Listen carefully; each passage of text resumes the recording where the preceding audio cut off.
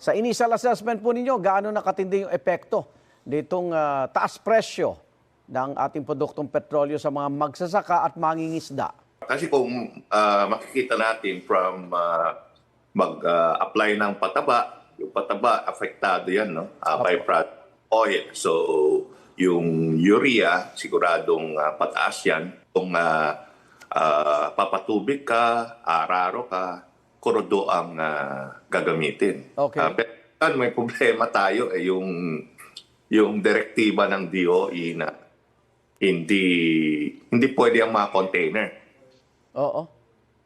magkarga dun sa mga gasolinahan. So, pero yesterday afternoon, pumunta ako sa office ni Secretary Conrad Estrella sa DAR, no?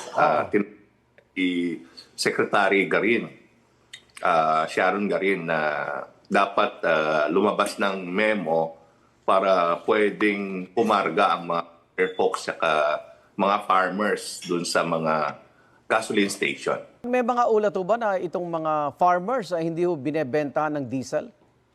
Opo. Kasi yung container, dun sa direktiba ng DOE, hindi pwedeng magkarga ng mga container. No? So,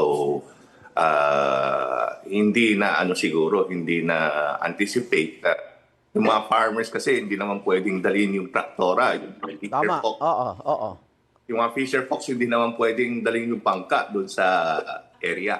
Ano hong reaksyon? Magiging mabilis ba solusyon dito, Mr. So? Yeah, maglalabas daw today ng direktiba para at least masabihan itong mga gasoline station.